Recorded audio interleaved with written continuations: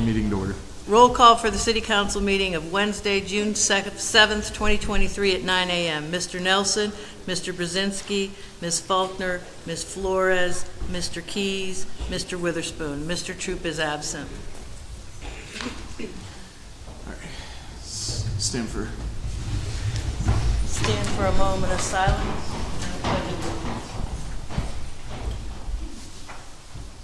Let's have a moment of silence.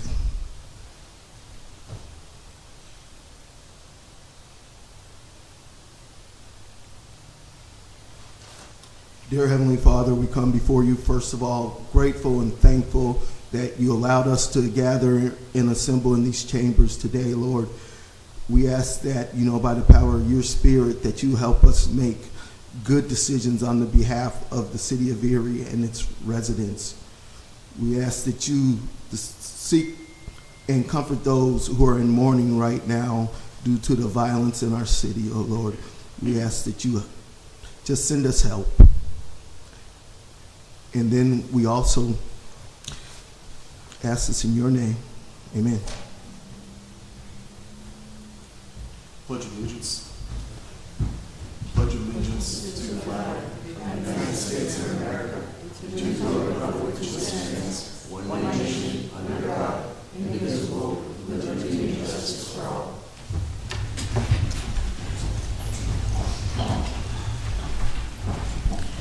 I have a motion to accept the minutes from the May 17th, 2023 City Council meeting and bills for payment on June 9th and 16th, 2023.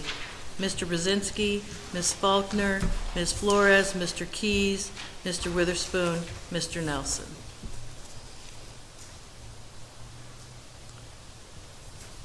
We don't have any presentations today. Do we have any repository sales? Come up to the podium, please.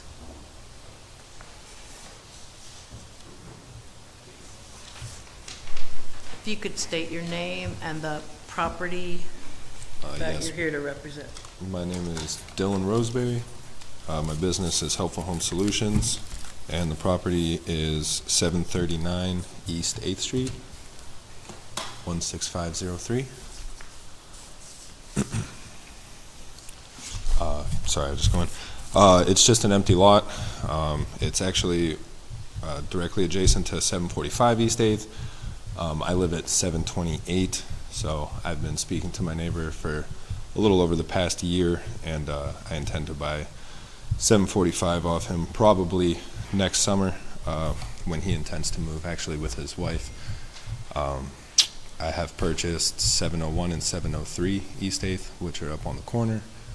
And when I purchased 728 East 8th, I also acquired a half lot next door, which I had attached to my home. That's pretty much my plan with this. I would just attach 739 to 745 when I purchased the home for him, just to make the yard bigger. Maintenance would be pretty simple because I live on the block, and there is no property to maintain. It's just an empty lot. I think that about covers it on my end. What do you intend to do with the property? Again, literally just attach it to 745 when I acquire the home. So, again, just make the yard bigger for 745. Yeah, I can just attach the lot to the property so all the taxes are bundled into one, which again is what I did with 728th Street, which is where I live now. I'm a little unclear. So, Sorry. are you purchasing 728 from a landlord? Is that? No, I live at 728. Sorry, I was just saying that I intend to do just the same principle of what I did when I bought this house. Just purchase the side lot, bundle them together. It just creates, a bigger yard attached to the house. Did you recently buy 728? Is that? No, maybe about 3 years ago. Okay. We have a note here that's owned by somebody else. Vivian Karuba, Yeah. her name? Yeah, that's my mother and my business partner. Gotcha. Sorry. Gotcha. Yeah, different last names. That makes a bit more sense. You were talking about 745 purchasing that home. Is that something you're already in the process of? No, I've just been in communication with the homeowner for, like I said, probably a couple years now. I'm pretty sure he has every intention to sell it to me. I mean, we talk on a pretty frequent basis, so. And it would remain, both properties would remain residential? Correct, yes.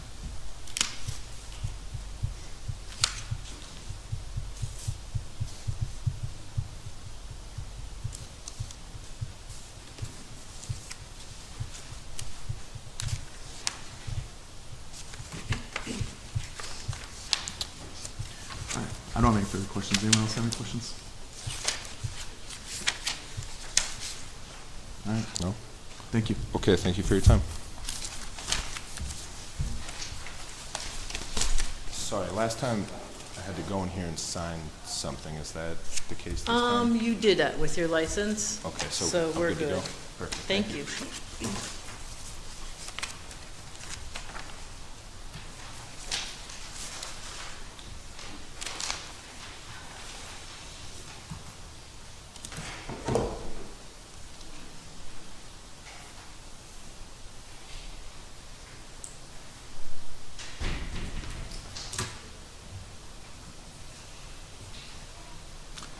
Any other repository sales? Any other repository sales? Any other repository sales? Moving on to citizens to be heard.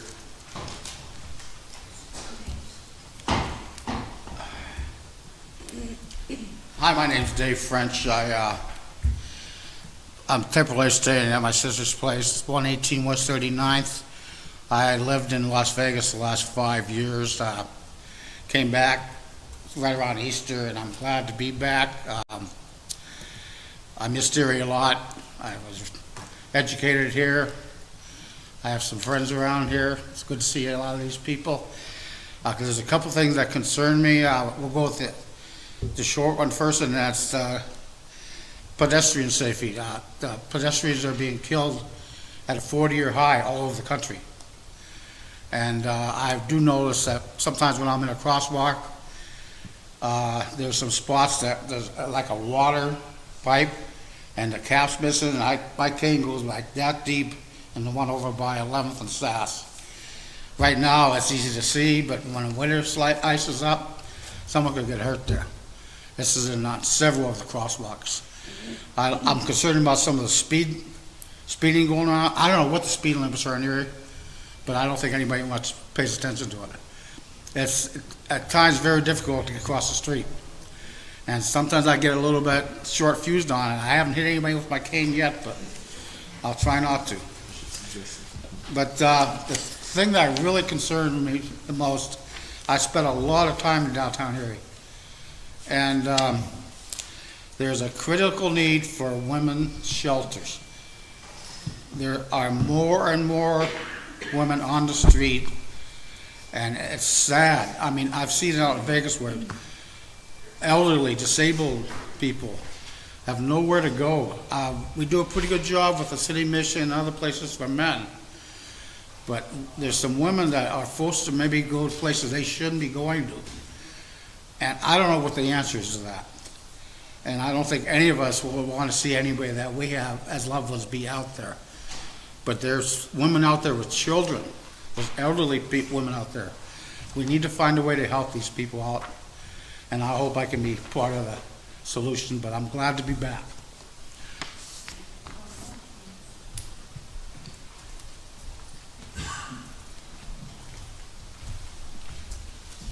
My name is Freda Tepfer. I live in the city of Erie, and I declined to give my address.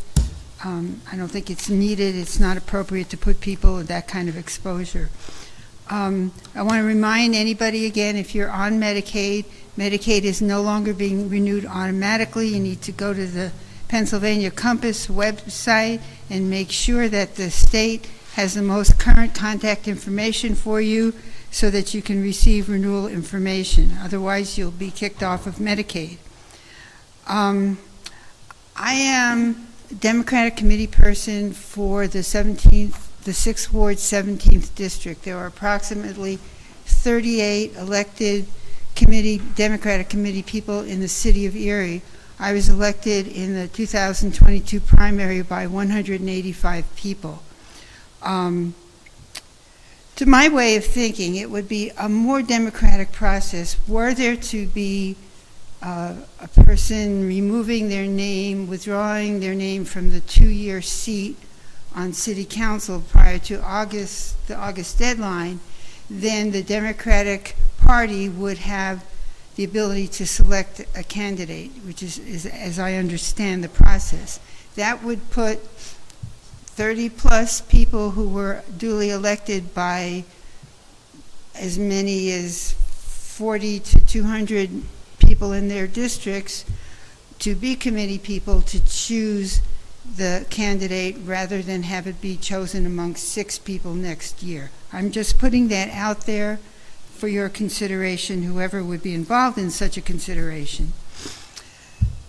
Now, if you see me getting angry, it's not that I'm angry at you, it's just my degree of emphasis and frustration. I have been watching the posts by the city of not really very high grass, telling people that now it's going to cost $100 if people have a quality of life violation for tall grass or other things, and yet the city does little or nothing to correct the non-residential property owners who fail to maintain their sidewalks or block their sidewalks illegally during construction, as is currently the case with the cathedral on 10th Street at SAS. They have mid-block closures using flagging only, no barriers, no detectable barriers. Anybody who travels with a mobility cane would not detect them.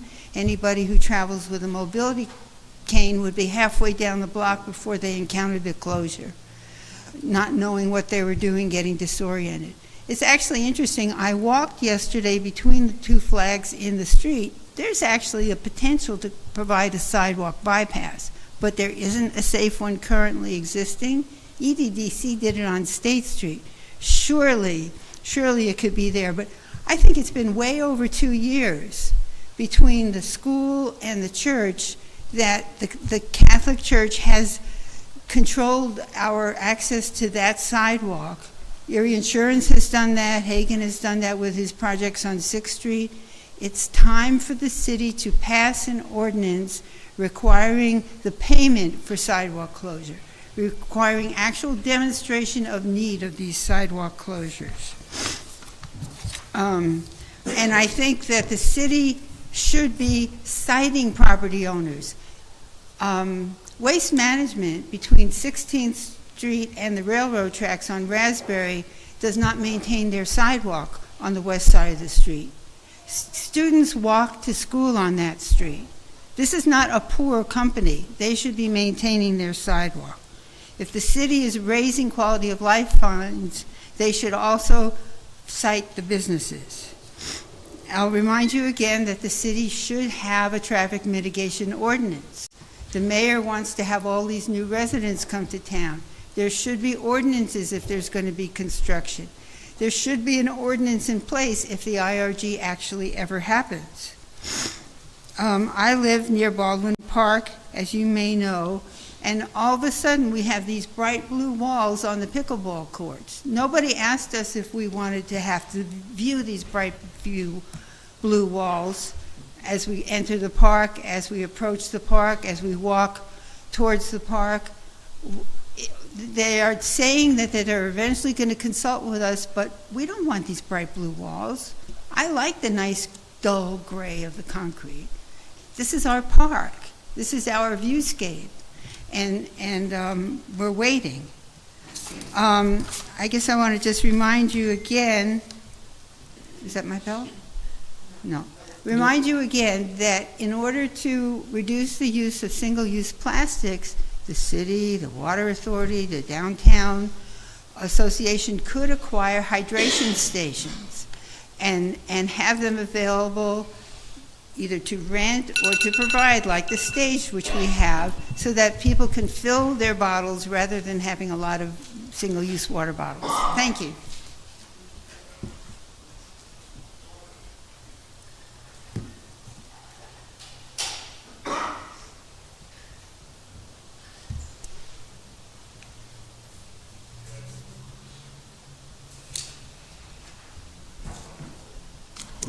Is that it today?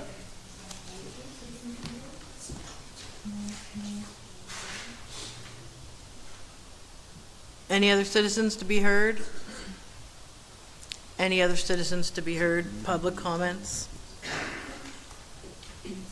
We could go to ordinances for final passage. Mr. President, I know I'm a little out of order here, but I'd like to almost speak like a citizen. I don't know if anybody noticed, but Tops is closing their 26th Street Market. You know how many folks walk from 19th Street all the way up to Tops and then walk home carrying the food that they buy? With 3 weeks' notice, these folks are having their life totally changed. They're going to have to go to Yorktown or 38th Street. I don't know if we can do anything about it, but I sure would like the administration to take a look at it. You know, if it's a lease situation that needs to be remedied, maybe ARP money can help that. It helps everything else.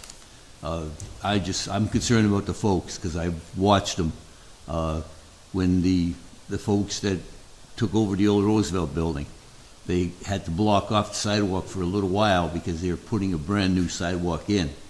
But during that time, those folks were carrying their food up and down on the street. Again, the folks at the Roosevelt site fixed it up. They have a path to go to, but they're not going to have a Tops to walk into. And I think it's terrible. I'm sorry to be out of order, but I had to bring that up. Any other public comments? Any other public comments? Any other public comments? Moving on to ordinances for final passage. Council file number 16351, official ordinance 26/2023, an ordinance appropriating the sum of $15,000 from unappropriated and unanticipated revenue for the expenditure thereof. Contribution is from the Mercy Terrace Apartments for the purchase of police, fire, and winter maintenance equipment. Sponsored by Ms. Faulkner, seconded by Mr. Keys. The council file ordinance bill number 16351, and now known as official file ordinance 26/2023, be finally passed by City Council. Mr. Brzezinski, Ms. Faulkner, Ms. Flores, Mr. Keys, Mr. Witherspoon, Mr. Nelson. City Council pass official file ordinance 26/2023 by yeas 6, nays 0.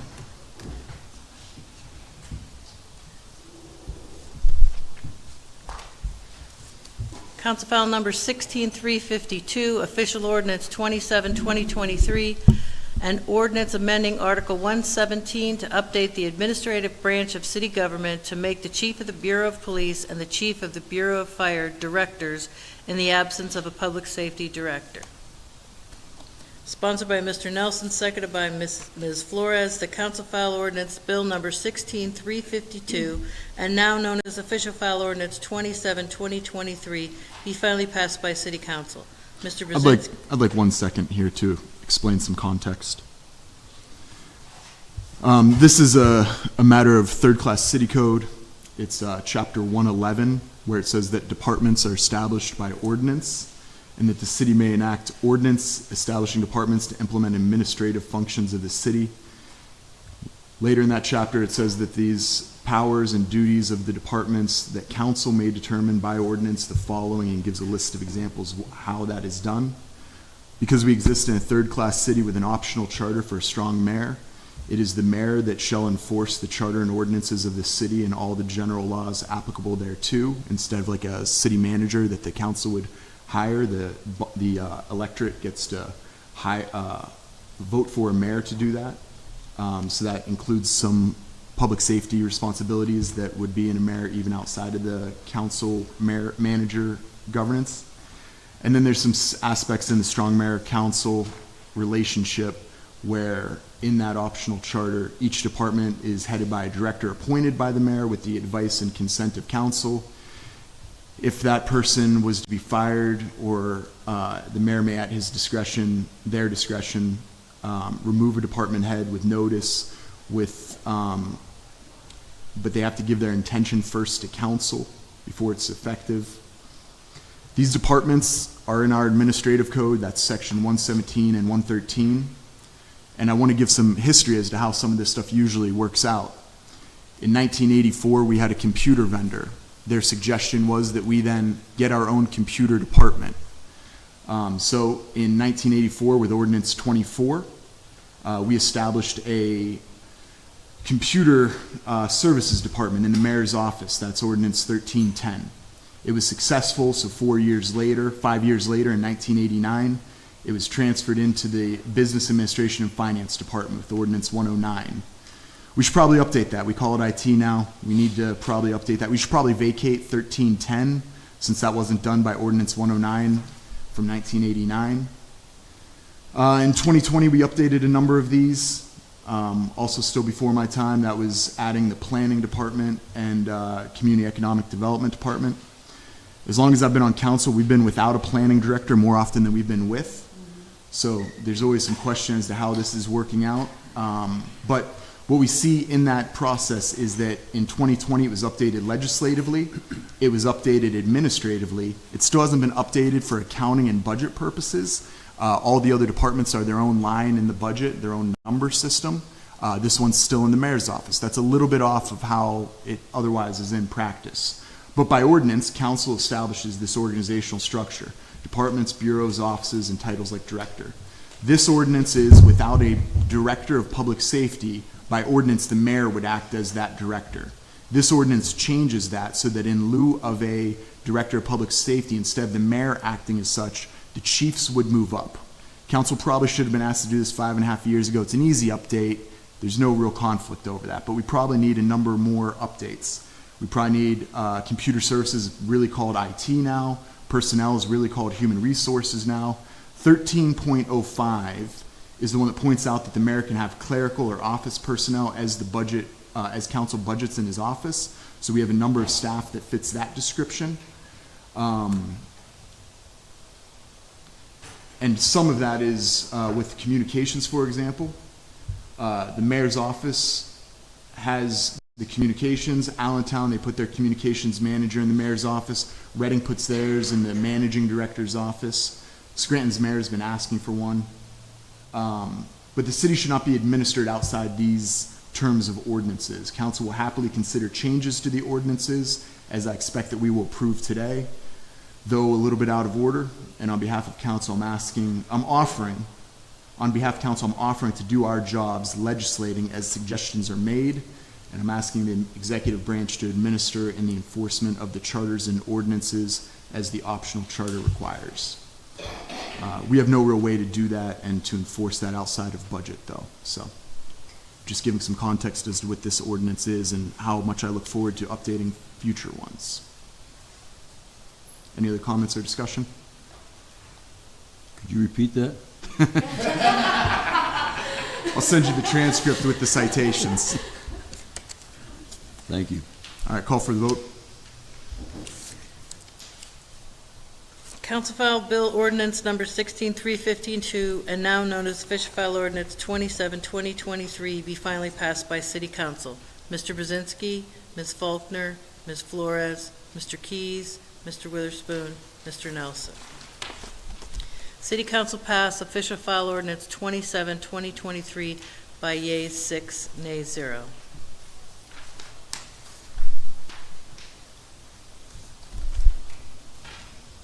Ordinances for first reading. Council file number 16353, appropriating the sum of $142,234 from appropriated and anticipated revenue from the LSA, the Dive Team Vehicle Project. Sponsored by Ms. Faulkner, seconded by Mr. Brzezinski. Council file ordinance 16353, having been read, is hereby adopted on first reading by City Council. Mr. Brzezinski, Ms. Faulkner, Ms. Flores, Mr. Keys, Mr. Witherspoon, Mr. Nelson. City Council read and adopt Council File Ordinance 16353 by yeas 6, nays 0 on first reading.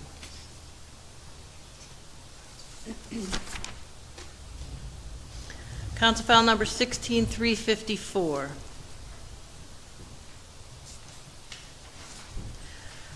An ordinance appropriating the sum of $177,484 from unappropriated and anticipated revenue and providing for the expenditure thereof. This is the 2023 Insurance Fraud Prevention Authority. Sponsored by Ms. Faulkner, seconded by Mr. Brzezinski. The council file ordinance number 16354, having been read, is hereby adopted on first reading by City Council. Mr. Brzezinski, Ms. Faulkner, Ms. Flores, Mr. Keys, Mr. Witherspoon, Mr. Nelson. City Council read and adopt council file ordinance 16354 by yeas 6, nays 0 on first reading.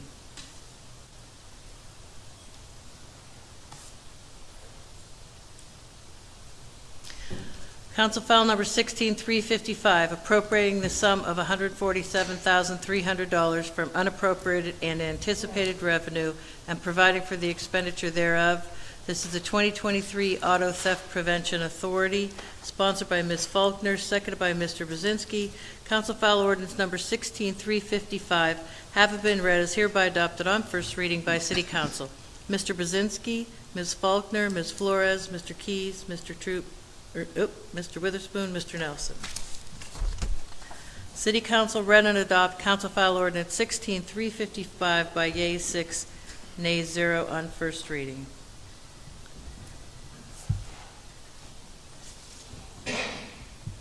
Council file number 16356, appropriating the sum of $273,428 from unappropriated and anticipated revenue to be received by the U.S. Department of Housing and Urban Development, HUD, for the following Emergency Solution Grant, ESG 23 projects.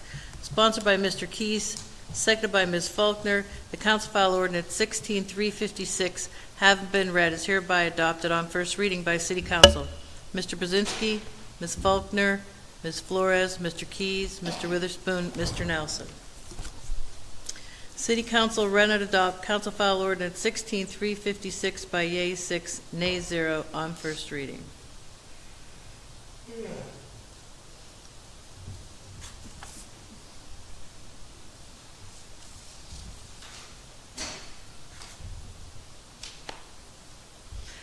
Council file number 16357, appropriating the sum of $3,040,237 from unappropriated anticipated revenue to be received from the U.S. Department of Housing and Urban Development, HUD, and $5,000 program income for a total of $3,045,237 for the following community development grant projects, CD 23. Sponsored by Mr. Keys, seconded by Ms. Faulkner. The council file ordinance number 16357, having been read, is hereby adopted on first reading by City Council. Mr. Brzezinski, Ms. Faulkner, Ms. Flores, Mr. Keys, Mr. Witherspoon, Mr. Nelson. City Council adopt council file ordinance 16357 by yeas 6, nays 0 on first reading.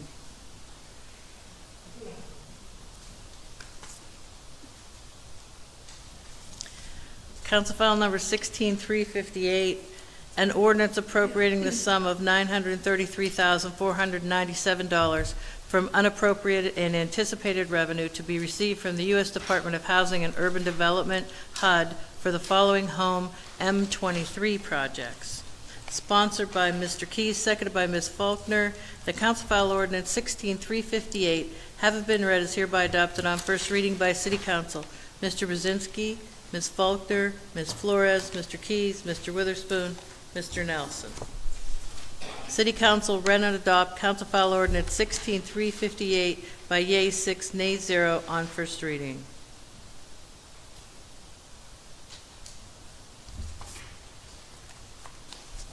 Council file number 16359, an ordinance appropriating the sum of $2,800,000 from unappropriated and unanticipated revenue for the expenditure thereof from the Public Safety Complex Fund and will be used to purchase the Miller Brothers property located at 2111 State Street, Erie, PA. Funds are from the American Rescue Plan Revenue Replacement.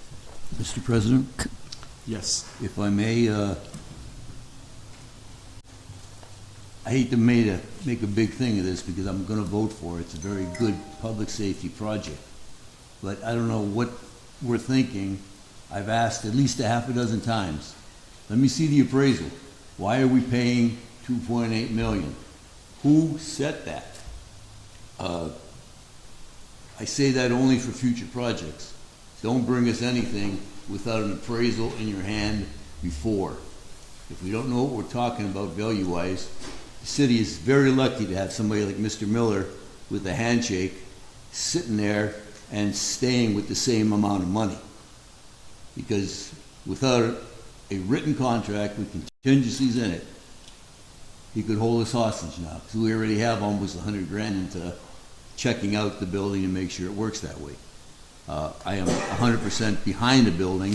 I just don't like the way they were doing it. And I will watch even more closely from now on. Appraisal first. Thank you very much. And I'm a yes. Call for the vote. Can I continue discussion on that? Yeah, sure. My concern with, I got to tour the public safety facility this week. It's fantastic. We absolutely need it. As public safety liaison, I've toured Marsh Street. I've walked all through City Hall. We are bursting at the seams between the fire department and the police department. We absolutely need this. My concern, however, is redirecting funds from community development to public safety. When we initially, I wasn't on council at the time, but as a grant writer and a grant administrator, I follow very closely the different buckets of funding that are available for different projects. And so to take funds from technical assistance for small business, which yes, those grants were distributed, there is leftover. However, I fundamentally believe that community development, economic and community development funds should stay in the bucket of economic and community development. This is public safety funding. There is $14 million in the public safety bucket. I understand that some of that has been allocated. There's plans for it to also be allocated. But if we need to move forward and make adjustments to that to accommodate for this excellent facility that we absolutely need, I think police department needs to be amenable to that instead of dipping into another pot of funds for something that isn't for community and economic development. It's for public safety. Any other discussion? Yeah, I'll just second everything that Susanna has mentioned. I had a shock when I realized where we were pulling funds from in order to fund this, when I know that a large sum of money went towards public safety and the need for ARP funds to help with those needs and a lot of the deferred maintenance that we've had. But when you're going to pool funds specifically from a council that didn't have much discussion before these monies were put into buckets, I think that you're going to get a little bit of a pushback, and we're going to want a lot more information than just being told to vote on things. So I second what Susanna has mentioned about, the economic development funds. Definitely shouldn't have been something that we were even thinking about pulling from. But ultimately, that was a conversation that was had before council was even on council, a lot of the members currently. So we can't really change things, but we can agree or disagree to put money where they have been earmarked for. And I'm not sure who could possibly answer this, but is there a potential, if this vote is tabled, would we be able to see an actual appraisal before our next meeting? If you look at new business under number 1, there's $100,000 that's going to be in as we enter the contract, and then the appraisal would be coming afterwards. Okay. So are you comfortable with that without tabling? Are you comfortable voting knowing that there will be appraisal before any further money is expended beyond that? Yeah, there's contingencies in the contract. Mr. President, let it be known, you're not talking about a guy walking into a house and in 72 hours giving a institution an appraisal. You're talking about a general appraiser who is probably going to take, in this market, probably a month to get an appraisal on us now. That's why I was talking about it 6 months ago. If we wanted to do this, that should have been the first step. Hopefully it won't hold up the project. I think it's worth it, but I'm not a general appraiser. And we're talking about people's money here, not ours. Well, ours too, because we live here. But it's important that we do it the right way. And that's what we were talking about in the first place. But I think the appraisal right now would just probably muddy the waters. We need it, and I don't know how they're going to release the money.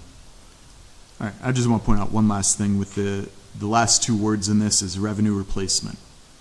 That was something that, as all of the money was allocated to buckets in December of 2021, the final rule didn't come out till March of 2022.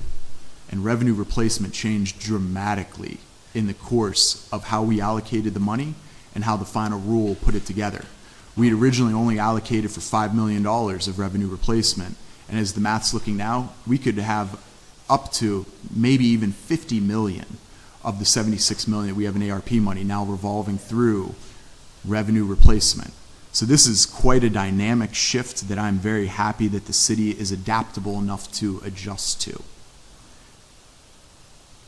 Is there any other comments or discussion? I'd like to make a motion to amend the council file for the entire $2.8 million to come from the public safety We can do that ARP in the funds. transfer later. Okay. Any other comments or discussion? Call for the vote. Sponsored by Mr. Nelson, seconded by Ms. Flores, the council file ordinance number 16359, having been read, is hereby adopted on first reading by City Council.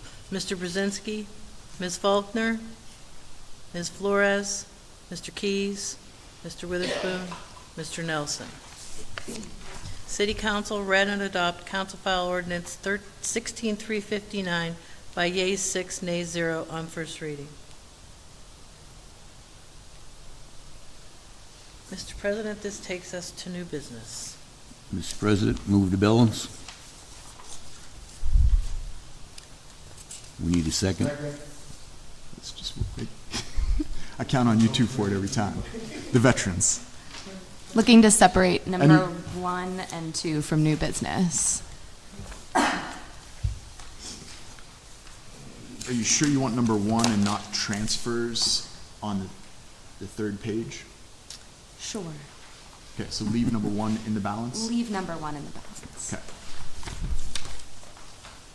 So that's the transfers of Department of Finance and American Rescue Act funds Did would be we talk separated about as number well. 3? 'Cause we left it open-ended, caucus. Number two you're seeing. No, it's number 3, Eagle's Nest. It's number 2, it's weird with the way it's set up with the paragraph splits. All right, whatever you say. Yep. Any other separations? Call for the vote. Okay, I just want to clarify this. We have number 2 and the first transfer. Is that it? The last transfer on my sheet, the $2.8 million transfer.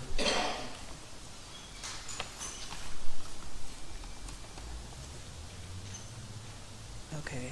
The first okay, so you. Okay, so do we not want the first one? First transfer?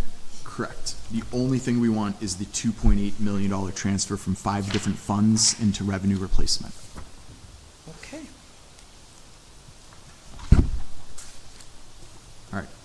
Call for- Moving on the balance of the agenda, Mr. Brzezinski, Ms. Faulkner, Ms. Flores, Mr. Keys, Mr. Witherspoon, Mr. Nelson.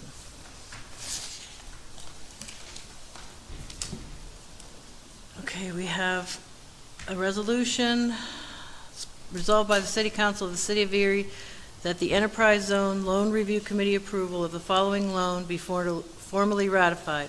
Eagles Nest Corporation, Leadership Corporation, $607,760 for a 3-year term.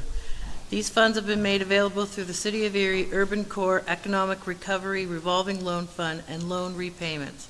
The forgivable loan will be charged against account number 367000000001007. The interest rate is fixed at 0% per annum. The city solicitor's office will assist with the preparation of the loan documents for these transactions, and City Council further directs the proper city officials are authorized to sign the necessary documents and agreements effectuating the same. Discussion?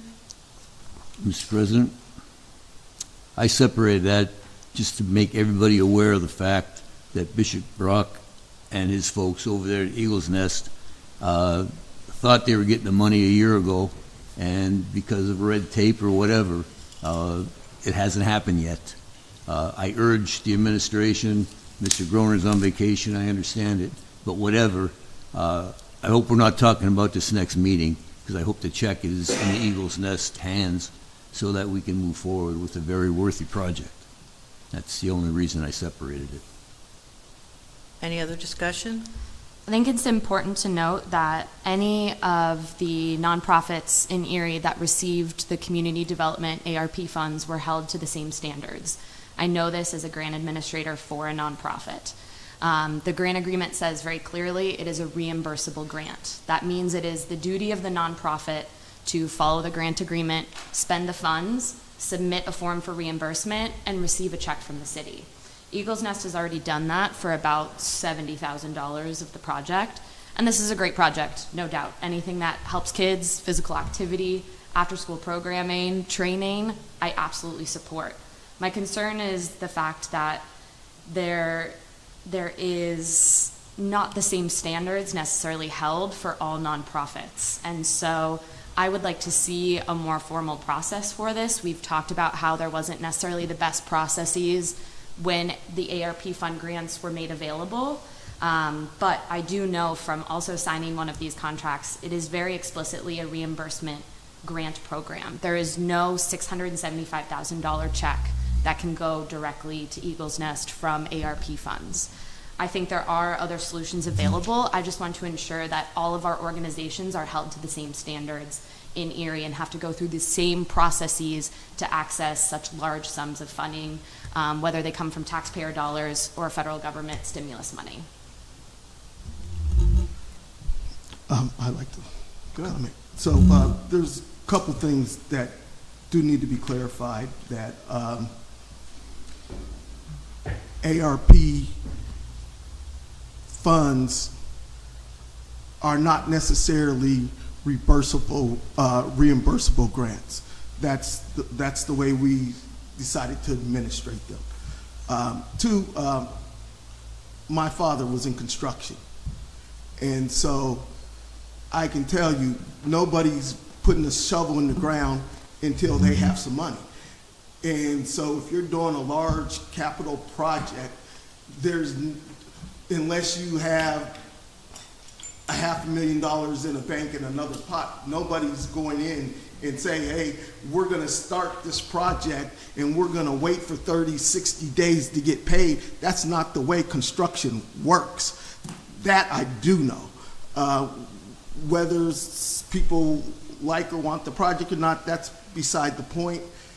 The point is that the council decided to give them the money, and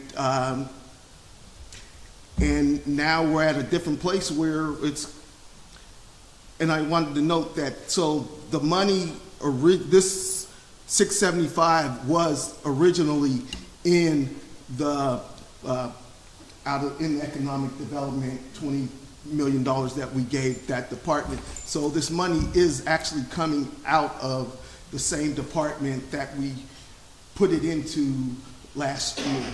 It's just being conveyed a little differently. So I just wanted to make a note of that, because it's been a frustration since I've been sitting here that we make rules that make it difficult for people to use the money that that we would like them to have, and sometimes unnecessarily, and you know, unintended consequences sometimes. You know, all people are doing different types of projects with this money, and so it's my interest is that all the money gets to the people in some form. Mr. President.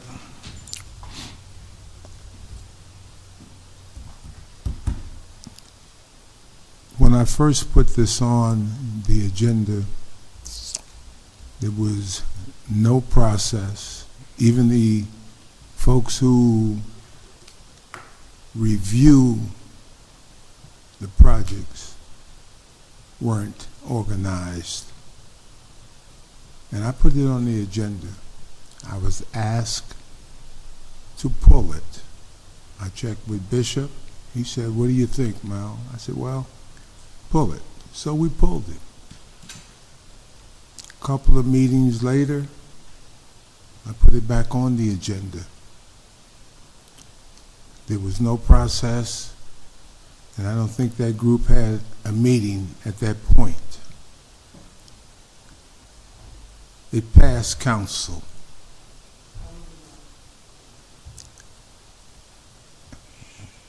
But it still passed council. And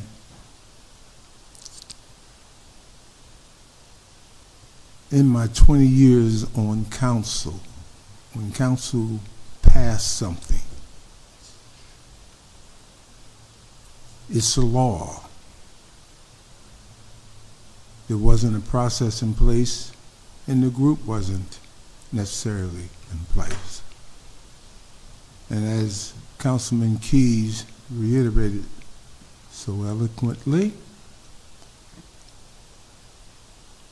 that group put the process together and not the federal government.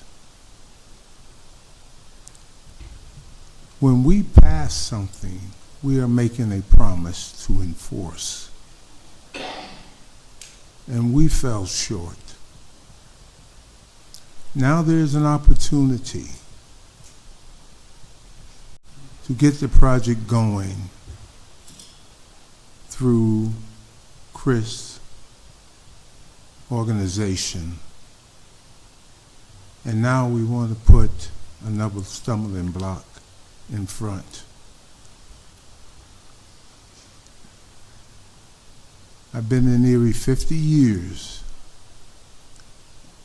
on council 20.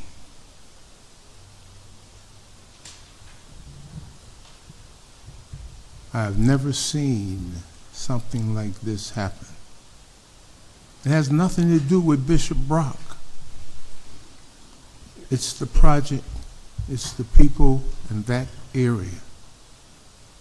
He has done, and his team has done, everything that has been asked of him. And now we're in a big discussion. The money is there. He has been promised on 2 occasions that the check is on its way. A year has passed and there's no check.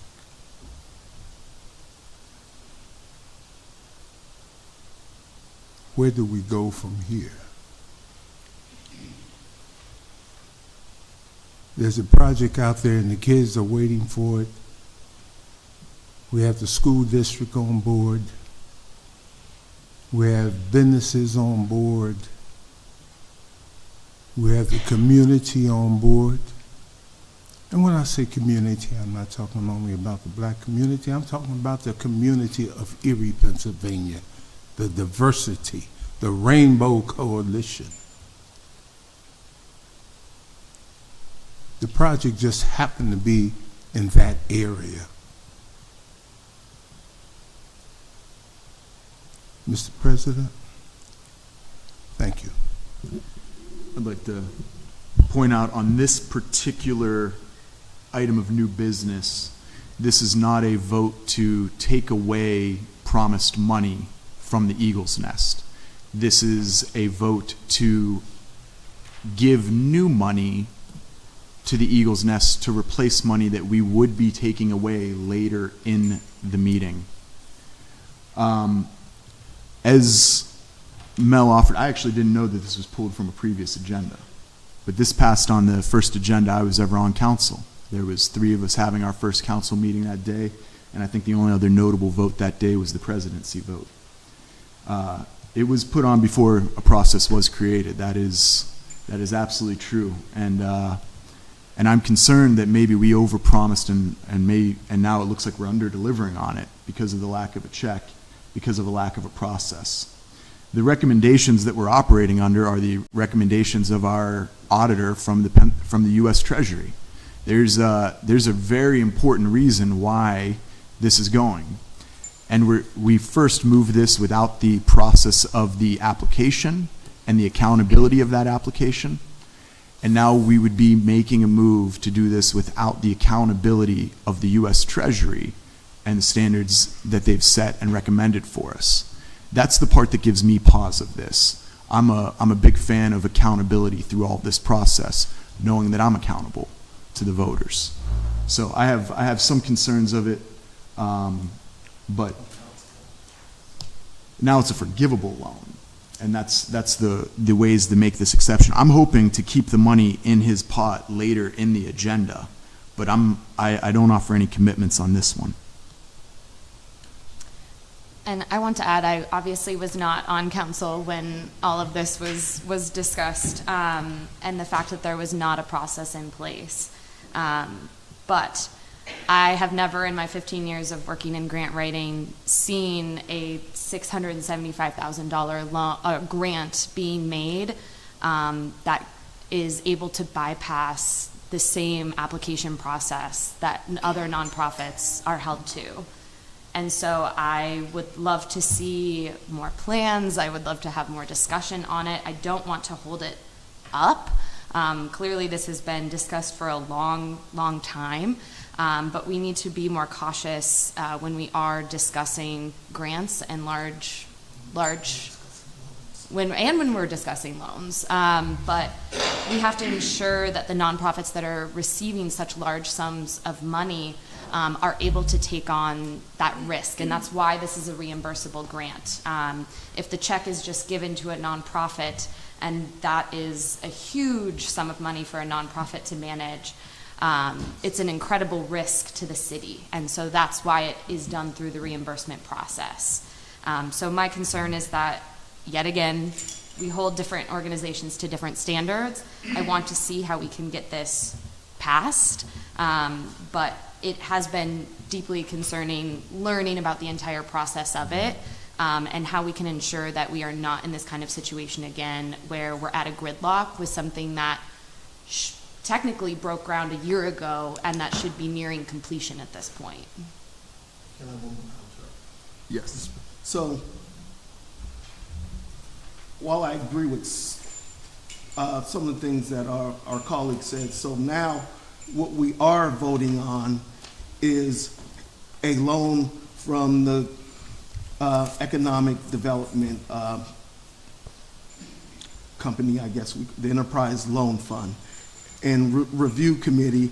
And so they have a review committee. I've sat here for 4 years. We've never not ratified a loan to any organization in the 4 years that I've been here. They have their own approval process, and whether I like the projects or not, they have all passed. And so I think that, that's something that should be noteworthy, that we've relied on this third party for loans upward of $20 million, and now we're second guessing, their process. So I just wanted to make a final note of that. And if you don't have anything, I'm going to call for the vote. I would like to say one thing if I could. Any game I've ever played, all I wanted to do is know what the rules were. Don't change the rules on me halfway down. You didn't hit the ball far enough, or if it bounces twice, whatever. And it's unfortunate. Maybe nobody's fault, but like I had said in caucus, get the check written. Let's get these kids a place to be all winter, probably until they're ready to grow up and go to school, to college, which happens quite a bit with Bishop Brock. Again, it's a terrible thing because the rules weren't there. Now they are there, and I understand what Suzanne is saying about the different kinds of rules. We're talking now about a loan. So, right. Unfortunately, Mr. Groner's out of town. The minute he gets home, we'll find out where the check is. Thank you. Any other comments or discussion? Call for the vote.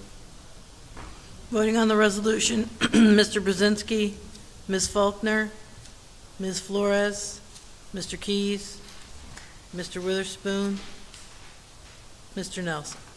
Resolution passes. No, only because I would like to see it stay without that transfer later in the discussion. Resolution passes 5-1.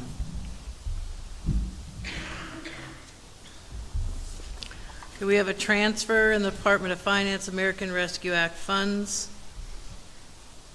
for $2,800,000 to go into revenue replacement, $1,439,340 to the Erie Police Department ARPA programs, $607,760 to the Community Development Initiative in the Department of Community Development and Economic Development, $400,000 in the Department of Economic and Community Development for their Technical Assistance Small Business, $280,400 in the Department of Economic and Community Development Restaurant, Entertainment, Industry, $72,500 into the Department of Economic and Community Development Flagship Commodore ARP. What I'm looking to do is amend this. The Department of Community Economic Development, Community Development Initiative, that we probably need to, as we've taken that money from the Eagles Nest, maybe it's due to move it back to where the Eagles Nest funding is coming from with the Urban Core Economic Recovery Revolving Loan Fund. The technical assistance for small businesses still going towards some small businesses. The restaurant. This is a matter of seeing that the already funded $14 million of public safety would be funding a public safety building rather than taking it from other economic development patterns through this revenue replacement. So I'm looking to amend this to have the balance of $2.8 million coming from the first account and the remaining accounts to be removed to zero. Or do I need to put that amendment up to a vote? Is that how that works? Can we have discussion? Oh, yeah, discussion. Right. So, like we've talked about, the ARP funds were decided and designated into different buckets. ARP funds are intended to assist those in the community disproportionately impacted by the pandemic. No part of a public safety facility, unfortunately, has to do with assisting those disproportionately impacted by the pandemic. Will it absolutely help the city? Do we absolutely need a new public safety facility? No doubt. Do those funds need to come from public safety? Yes. I know with my own personal budget, if I see something new that I want to do, I have to say, oh, well, I can't quite do that, and I want to pull from this. And so if the police department needs to amend their spending plans for ARP funds to cover the $2.8 million, then that is what is necessary. But we cannot set a standard of making it acceptable to pull from community and economic development for public safety. That is setting a dangerous standard that we already see, and we've all had discussions around CDBG funds that go unspent, that are meant for low-income communities, that are going to different areas in the city. And so it is a precedent that we are setting that is deeply troubling to me. So I absolutely support this coming from public safety funds, and if those budgets and plans need to be amended to account for this and this wonderful opportunity we have, then that's what's necessary. And I am in agreement with Chuck and Susanna. I do not agree with the fact of taking from community and the communities most impacted by COVID and the pandemic to build or fund a building. That need was already there, and this new need that we were blessed with ARP funds for was not on the list, in my opinion. So if you want the building, it's got to come out of funds that you've already earmarked for public safety. Thank you.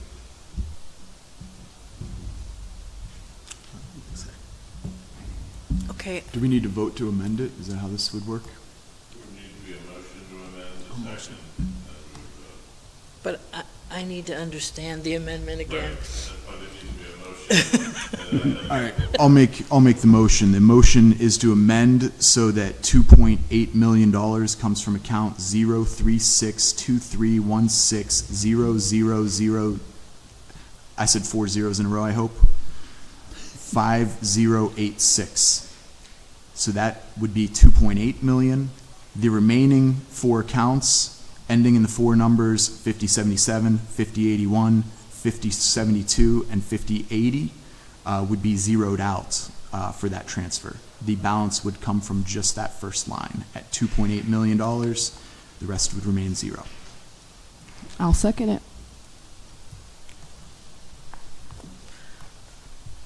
Call for the vote.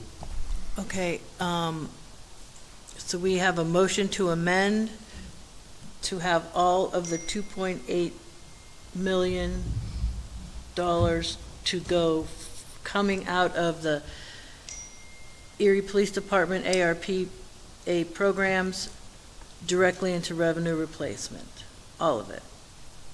Voting on the amendment, Mr. Brzezinski, Ms. Flores, Mr. Keys, Mr. Troop. Oop, he's absent. The invisible man. I have an old form here. Mr. Brzezinski, Ms. Flores, Ms. Faulkner, Mr. Keys, Mr. Witherspoon, Mr. Nelson. The amendment passes. All right. That's the last thing on the agenda I think we have to vote on. We'll start with Mr. Brzezinski today. Been putting Suzanne on the spot too often. I'm sorry? Start of your end for committee reports. Pretty quiet right now. Civic Center Authority's been running really well, even with some cancellations and other little pickups and things like that. They're a little bit ahead of schedule as far as the revenue they were anticipating, so that's always good news. The Port Authority is in flux right now. They're looking for positions to be filled and things like that. Hasn't happened yet. And the final thing is, I have to ask the administration. Renee, can you have somebody from administration or Art Money, whatever? You told us earlier that there was quite a bit of money that we didn't give out because people didn't ask for it. Can we get a hold of those TOPS people and find out if economic development could put something together to keep that TOPS place open? Or do you want me to go there? I'm only a council person, but I am one. And I can be there, but I think the hammer would be much bigger if somebody from administration or Groner's office or whatever, if we ever needed economic development, we can't afford to keep on losing things like this. It's totally, they're hurting the people that love our city, and that bothers me greatly. So if you could do something about that, Rennie, I'd love it. Thank you. As far as my committee report, I just have the EMTA community event, which is going to be Wednesday, June 14th at 5 p.m. at their EMTA authority at 127 East 14th Street. It is a community event. They ask that you bring a chair. They're going to have a concert. They're going to have food vendors. They're going to have, I think, beverages as well. They are asking people not to bring a cooler, just bring your chair. They want you to support the local event. So that's something going on. This is the second year. As someone who lives on the Lower East Side, I grew up in a food desert on 5th and Wallace, between Parade and Wallace. So I deeply feel for the community who walks to and from the grocery store on Tops. That is going to definitely impact a great community drastically, because food is a necessity. So we need to do what we can to address the food insecurities in our community. We are home to the poorest zip code in the country. We have 44% of child poverty.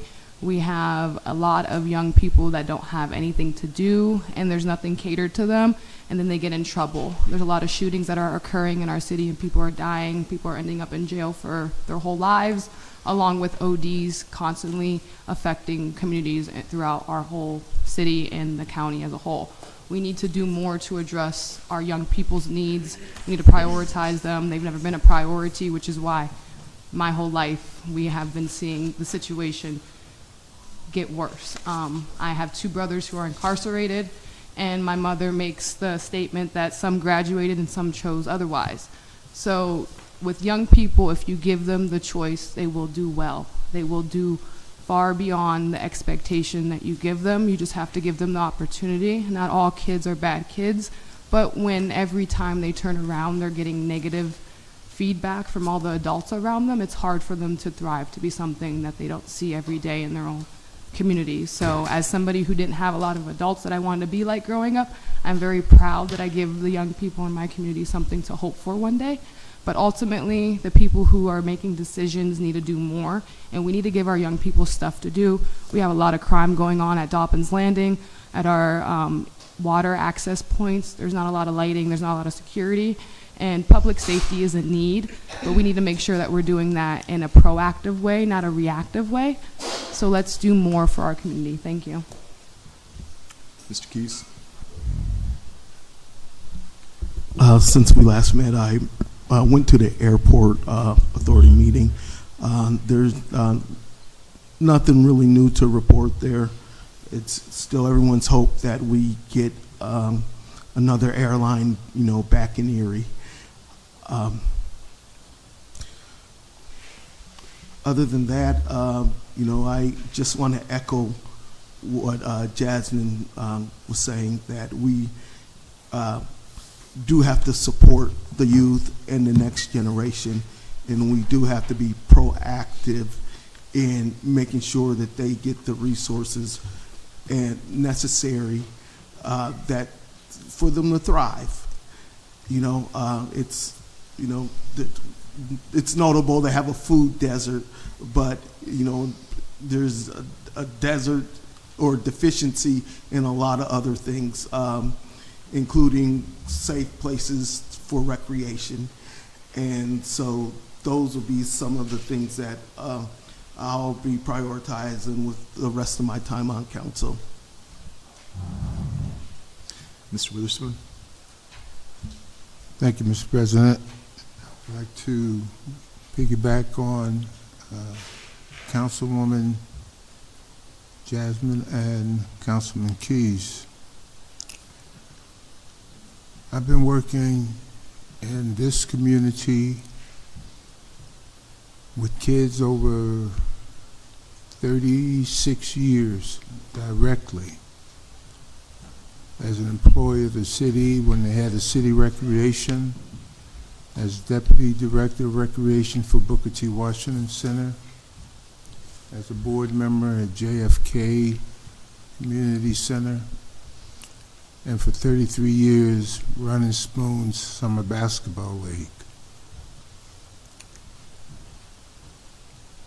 I'm aware of the violence that happened in our city. And it bothers me that I can't stop it. I ask myself over and over, what am I not doing? I don't know. I worry about gun violence because I have about 200 people 5 days a week at the court. And when somebody is shooting at someone, they don't care who they hit, a baby, pregnant mom. So I took it upon myself last week to meet with some young men from the Lower East Side, Lower West Side, Central, all the hoods, the representative. They assured me in their words, Spoon, nobody's coming up in your court. We respect you. That tells me that we're doing something good. And when I say we, I'm not just talking about my small group of volunteers. I'm talking about city, administration, council. Without your help, it would be more difficult. Because if I didn't get the money to do it, we'll go back to shirts and skins.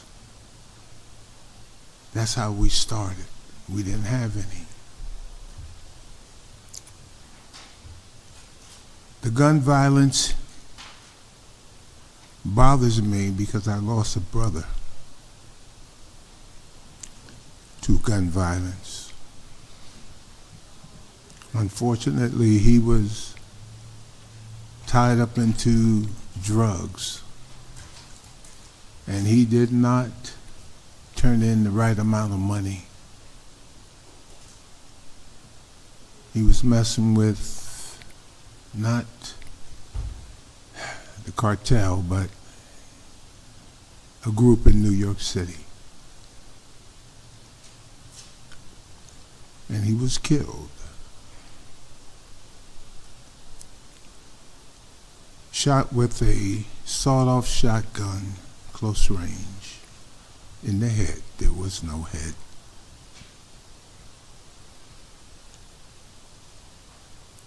So dealing with the gun violence doesn't fear me at all. I'm concerned.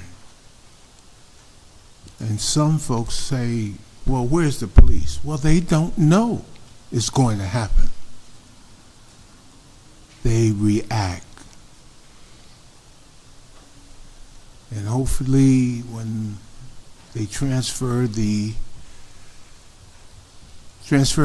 the Miller building, they'll be closer to the action to get there a little quicker. Public safety is number one. Don't wait until it happens to you. Plan ahead, and you don't know what's going to happen. You can be in your house watching TV. Stray bullet. So let's plan ahead. Public safety is number one on my list, and it should be number one in your hearts of all the people in the city of Erie. And I want to thank the young men that I've met with.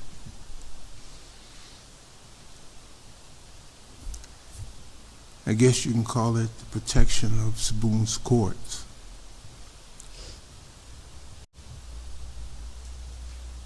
Thank you. Ms. Faulkner. Thank you for that, Mr. Witherspoon. I'm going to start with my public safety report because in the last 3 weeks since our last council meeting, there were 7 shootings in Erie, and that is the reality of where we're living. Like Mr. Witherspoon said, the police can't be everywhere at all times. It's a reaction. And so I'm proud to see that there's going to be more and more places and spaces and activities for our youth. We need prevention now more than ever. I'm looking forward to the conversations we can have about these DCD, the Community and Economic Development Funds that we did not redistribute today, and how we could possibly use those for gun violence prevention. It is something that we need now more than ever. Children are being shot in their homes from outside of the house. It is beyond a tragedy, and like I follow the lead of what often the leaders of the Blue Coats say, it is the responsibility of every adult in this city for every single child. So I commend everyone who is working towards prevention and working with our youth and engaging them, having positive relationships with them.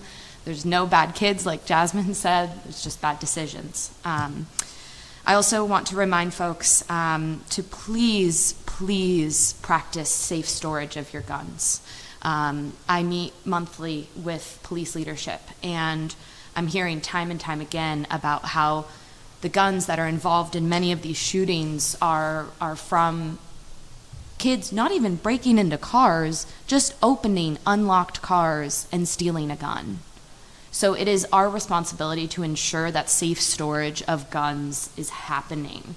Please, please talk to your friends and family. This is one of those things where we have to be talking to our communities, that we are practicing safe storage of guns, because it is not necessarily that these young adults and kids are accessing guns through, some theft or something. Sure, that's happening.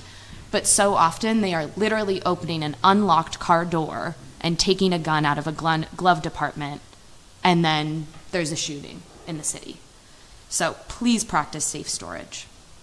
Aside from that, also with gun violence, Jasmine mentioned, and there's been a lot of information in the news about the recent violence at the dock and various piers. This is something that really picked up at the start of the pandemic. Obviously, we were gathering outside instead of gathering inside. I really urge police department, but also Public Works, to take swift action on putting some more lighting down at the dock. Lighting is a great preventative measure for shootings.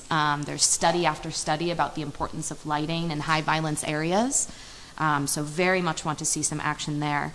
Lastly, with my police report, there were 1,362 calls for service last week. So definitely an uptick with the nicer weather. We usually expect that, but quite an uptick. And lastly, with the police, there were 5 homicides in May, and all of those have been solved. So I commend the police department for their quick action on that. Also with public safety, I'm very grateful for our fire department leadership for taking me on a tour of multiple of their facilities 2 weeks ago. I got to see the Marsh Street facility, which is truly crumbling. So I can't stress enough how important this new public safety facility is. I also got to see 2 firehouses, and I keep hearing deferred maintenance, but I've got to say our firemen and women are truly heroes, and seeing them in action, it was exciting. It was really exciting, and I'm so grateful for them. I hope we can move forward with some improvements to their facilities, because there's leaking roofs and old windows, and there's not the proper storage for their very equipment. It's like $4,000 for their equipment, just for one fireman or women, and they need lockers because it needs to be prevented from UV light, because then it damages the equipment. So I hope we can put some things forward in the next few months to better protect our fire department. There were 363 calls for service in the last 3 weeks. And then beyond that, I do want to mention, just as someone who used to live in California, if you've noticed the haze outside and the glowing pink sun, that is because we are under a cloud of wildfire smoke. There are the worst wildfires that have ever happened in Quebec, Canada right now. I'm someone with asthma. I know a lot of our kids have asthma. Our current air quality in Erie is at a 141.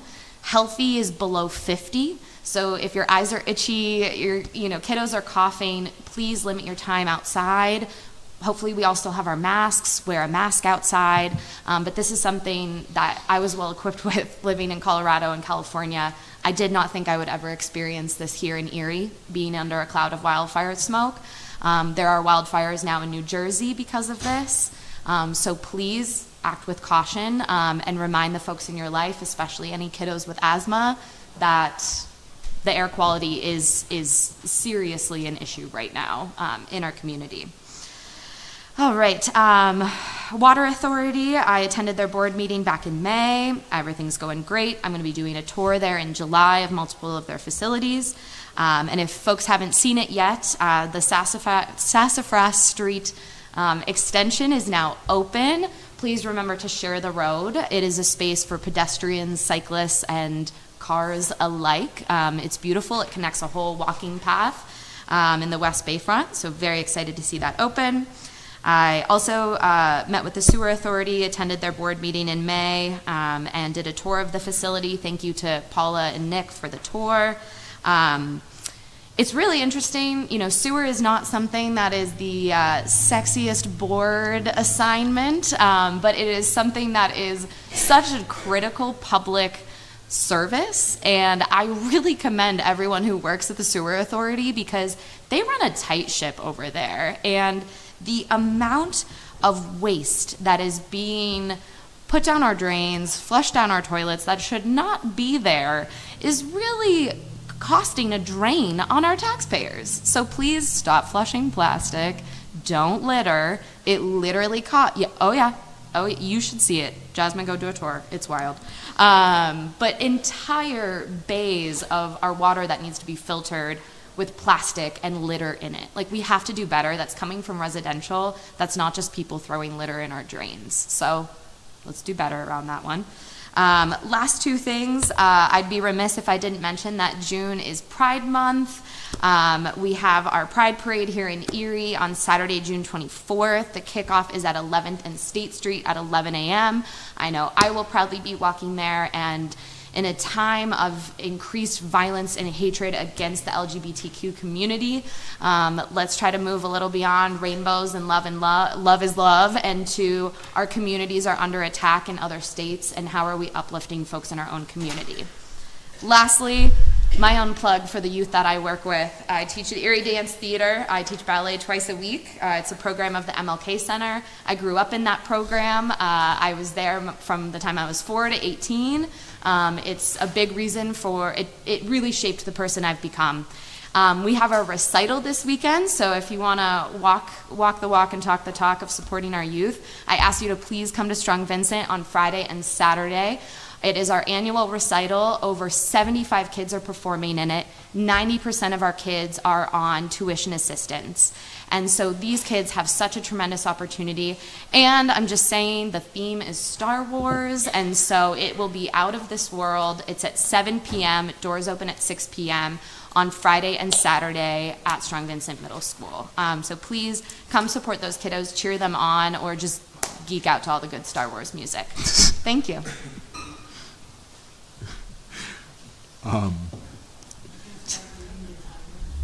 That's fine. That's fine. Sorry, you said geek out just as and then I start laughing. All right, thank you, Ms. Faulkner. My committee report, as a few people have noted, that there was an uptick in violence and homicides in May, particularly at the end of May.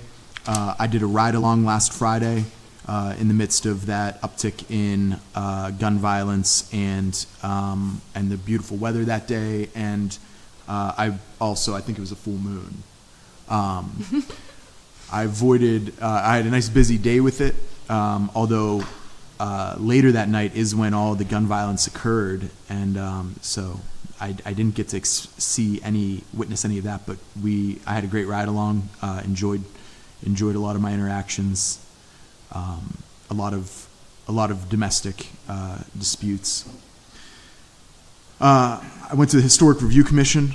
Just a reminder, anyone that's got a house over 50 years old that's got some history to it and needs some repairs, really take a look at that program. I was really excited to see a couple of the projects that came through there, one of them being my neighbor. It's always nice when my neighborhood's getting some investment.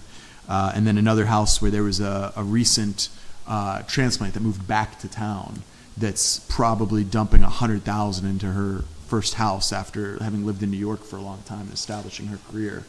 A retired police officer's daughter, and she just got a grant to do a new roof. So there was quite a list of people that have needs in historic houses. If they're over 50 years old, $15,000. It's a 10-to-1 match.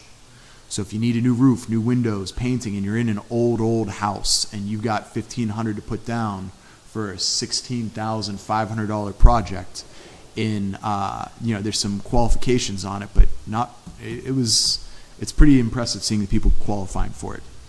A lot of the work in the last couple weeks has been chasing around Miller Brothers stuff, making sure that we are ready for that today. I want to keep this out there on the public's radars that we're going to be having a study session on June 22nd for CRIZ, City Revitalization Improvement Zone.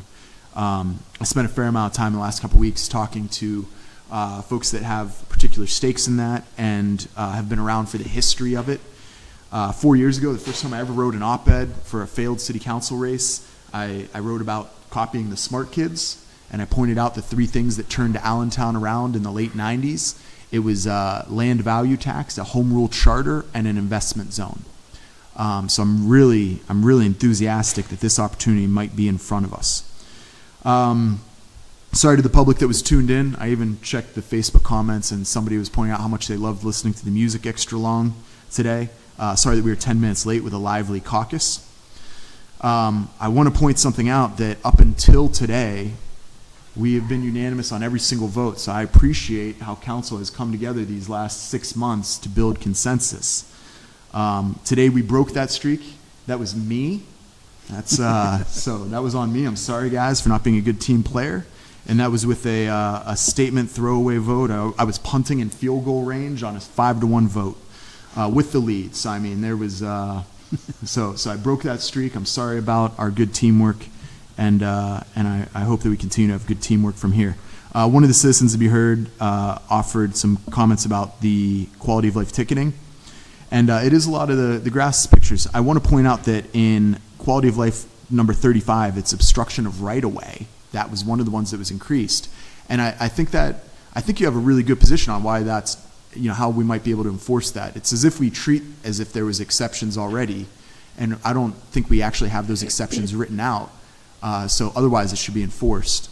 And then the other one is quality of life 37, broken or hazardous sidewalks is one of the areas that should be better enforced. And I'll tell you, that's from my neighborhood, that's one of the ones that drives me way more crazy than grass. We've got a vacant property on my block that has overgrown grass, but I'll tell you, it's those sidewalks that I trip over. Those are the ones that drive me crazy.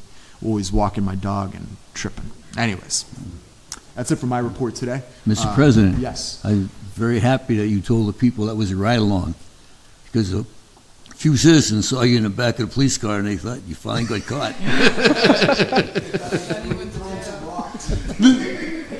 Hey, turn off your mic when you make those jokes. Hey, oh, good, it was. Hey, yeah, I had a handful of citizens because one of the stops was in my neighborhood, and they didn't exactly know what I was doing, and they just saw there was a whole bunch of cops surrounding me, and that I was in the middle of them, and so I was getting some text messages that whole time, but there was just a domestic misunderstanding, and somebody had some retribution, pepper sprayed a woman, but her kids were in the house, and they got like peripheral pepper spray. So we were standing there with 6 officers. The guy that I did my ride along with, Buddy Wilson, I think he got at least 3 hugs over the course of the day. Beautiful. And I think he distributed probably, I would guess, about 24 stickers. He didn't give me one. I didn't get a badge or a sticker. But one of the kids noticed that and then gave me one of their extra stickers. So I had a fun time with that. I said I'd do 2 more. I'd do a first shift one and a third shift one. I got to build up my coffee tolerance and stuff for the third shift. Anyways, Teresa. The only thing I have to notify council that the state auditors have started to audit the pension plans, and probably in about a couple months they should be done. Other than that, that's it. Mr. Solicitor? I have nothing. Ms. Renee? Thanks. I'll try to go quickly. Wanted to let you know that tomorrow, not tomorrow, Friday, 10 a.m., we're going to have a special press conference. It will not be the regularly scheduled Thursday at 10 a.m. On Friday, we will be announcing the sponsorship for the 814 concert series and Sounds of Summer, and we'll be introducing the lineup for each of those 6-week programs. We're also in the process of working on completing our census challenge. In doing some research in other communities, not many have been successful, to be honest, but we're going to move forward anyway. Those challenges that have been most successful have focused on the group quarter counts, and we know that we had issues in 2020. Because a lot of the college students were sent home. A vast majority of college students were sent home, and 2020 was the first year in which they were supposed to be counted on campus, and a lot of students were not. So we're compiling data now to submit our challenge by the end of the month. We're also checking other group quarters, such as the jails, the corrections facilities, the shelters, because we don't think that those were accurate. And then there were also situations where we know there was outdated address data from 2010 that was being used. Apartment numbers had changed. There was no way to collect the data in other group quarter settings. So we're going for it. We're gonna see what we can do there. As Councilman Nelson mentioned, we're also working on the CRIZ, which we look forward to talking to you more about on June 22nd. Love Your Block is embarking on their small home improvement projects, and I want to recognize Janet Ortiz, who is with us here this morning. Janet comes to us from Johns Hopkins University, Bloomberg Center for Public Innovation, as one of the inaugural group of summer scholars that have been assigned to cities to help with community development initiatives. And so we want to welcome Janet. And that's all I have for this morning. Thank you. I will ask Chris Broner to contact them and see if there's any help that they need. With that, meeting adjourned. City Council adjourns at 10:43 a.m. Mr. Brzezinski, Ms. Faulkner, Ms. Flores, Mr. Keys, Mr. Witherspoon, Mr. Nelson.